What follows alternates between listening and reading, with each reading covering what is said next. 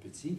J'ai déjà travaillé par le passé par un petit, je dirais, un petit producteur du côté de la Beauce, mais ça n'a pas duré longtemps. C'est un petit producteur qui était dans le porc biologique. Et puis, ses attentes étaient beaucoup trop grandes, ça fait qu'on a mis fin à l'entente à ce moment-là. Parce que il y avait eu beaucoup d'argent qui avait été mis au niveau de sa transformation, au niveau de ses installations, puis il restait plus du tout de budget pour pouvoir aller vendre. Fait qu'à ce moment-là, moi, il voulait, lui, aller vendre son produit sur les marchés à Montréal, les marchés publics, aller vendre à Toronto. Non, moi, je lui ai dit, t'as pas la bonne personne. Moi, j'ai mis fin à l'entente, ça a duré un mois, puis je l'ai référé à quelqu'un, mais ça n'a pas fonctionné non plus. Ça dépend aussi. Comme Excel Marketing est un petit courtier, on a, surtout dans nos débuts, on a commencé avec des compagnies qui n'étaient pas grosses. Alors, ça va de pair. Les gros courtiers ne prennent pas des petits fabricants. Si vous êtes un petit fabricant et vous commencez, vous allez seulement trouver de l'aide auprès d'un petit courtier qui va croire en vous et que vous allez croire en lui. C'est cette relation-là qui va faire probablement que vous allez avoir une réussite au bout dans quelques années.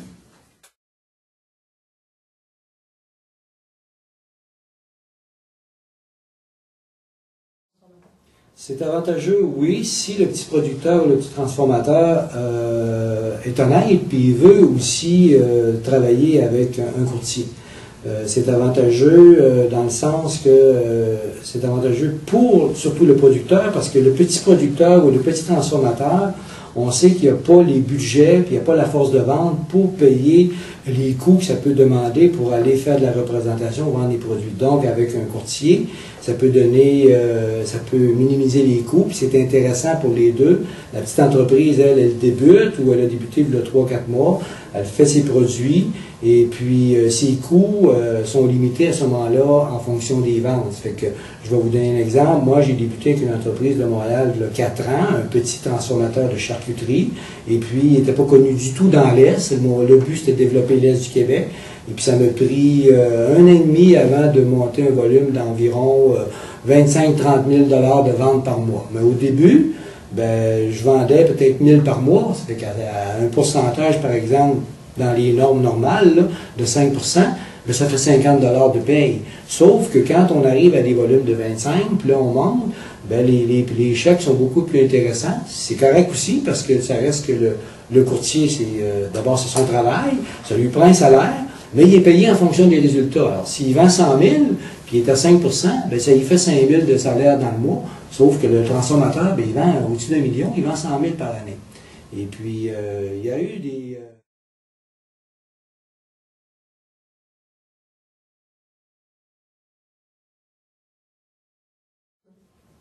Oui, il y a des recommandations moi, que j'aimerais donner dans le sens que quand ces petits entrepreneurs-là ou ces producteurs-là ont décidé de produire un produit X, ils ont fait probablement un plan d'affaires.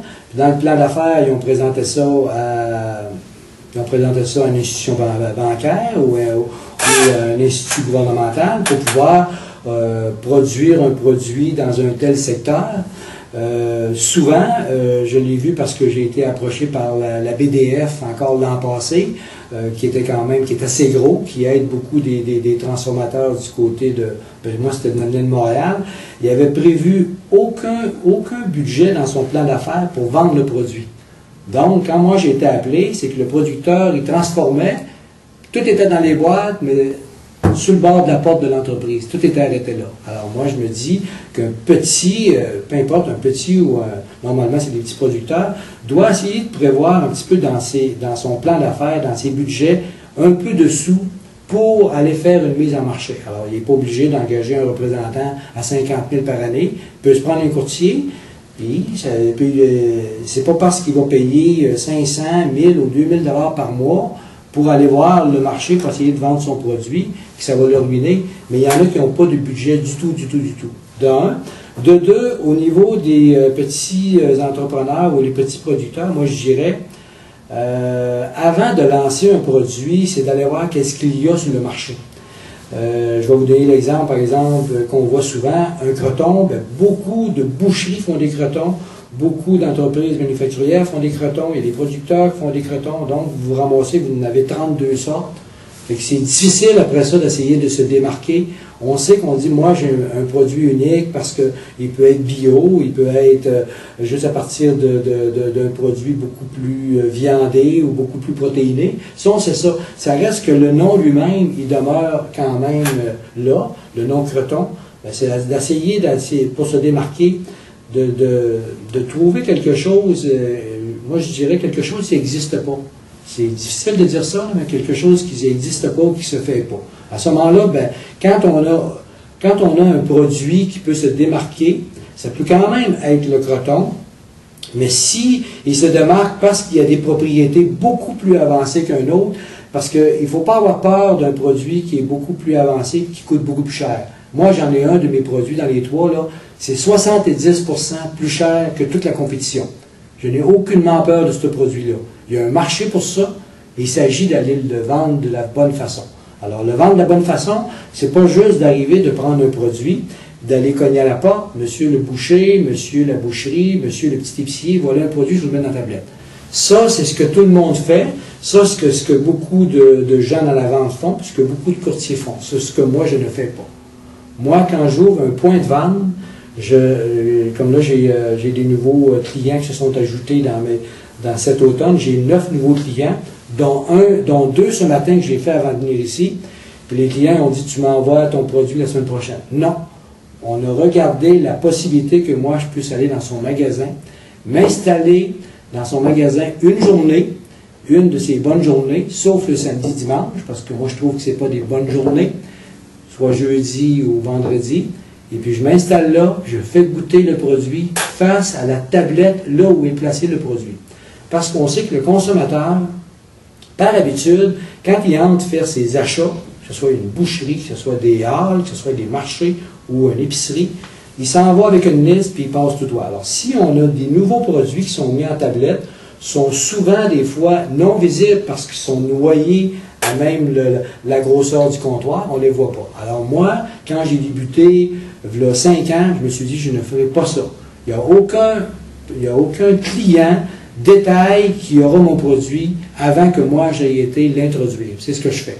Alors je me place là la journée, j'arrive à 11 h, je pars à 5 h, je fais goûter mon produit face au comptoir. Donc j'ai peut-être arrêté 150, 200, 300, 400 personnes que j'ai fait goûter. J'en ai vendu peut-être, je ne sais pas, moi, 50, 60, 80, 100 unités, peu importe. Tout ce que je sais, c'est que je l'ai fait goûter à beaucoup de monde. Puis je sais que le lendemain et les autres journées, ceux qui ont acheté, déjà, ça me fait déjà des clients qui vont renouveler s'ils aiment. Puis ceux qui ont goûté, ils savent que le produit est là parce que je les ai arrêtés face au point de vente. Ça, c'est ce que moi je fais, c'est ce qui est bien important.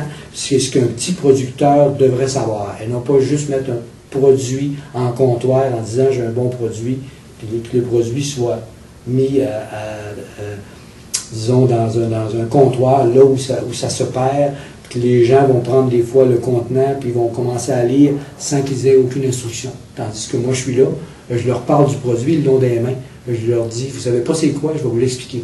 D'où ça provient, pourquoi je suis différent, comment le prêter, puis pourquoi il se démarque, puis pourquoi il est plus cher. C'est comme ça. En fait, je dirais que vous n'avez pas le choix. Au début, dans le démarrage de votre entreprise, une fois que votre production est prête et que votre produit est créé, inventé, vous allez devoir faire les premières ventes. C'est à vous de les faire.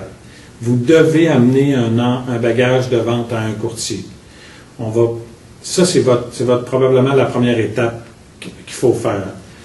Puis cette première étape-là va vous faire comprendre aussi quelle est la dynamique pour convertir ou convaincre un client. Ça, c'est essentiel pour un courtier. Nous, on ne va pas vous prendre si vous n'avez pas déjà fait ça.